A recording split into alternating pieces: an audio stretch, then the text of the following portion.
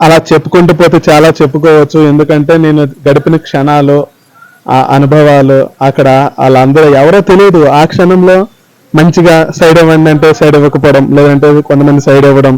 So ఆ 5 నిమిషాల్లో మనకు జరిగిన పరిచయాలు ఈ యాంటీ చూడండి బొంగురుకొని వెళ్తుంది కదా. సో అలాగే మనము ట్రై చేయడం. సో సైడ్ ఇవ్వమంటే ఎవరనమాట కొంతమంది.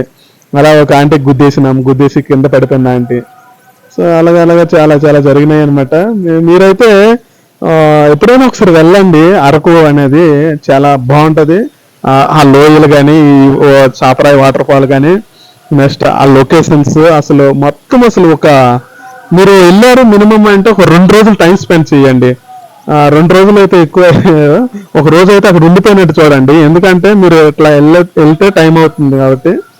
సో అక్కడ ఉండే అందాలు, అక్కడ ఉండే ఇప్పుడు వ్యూ పాయింట్స్, చాలా చాలా వ్యూ పాయింట్స్ ఉన్నాయి. And water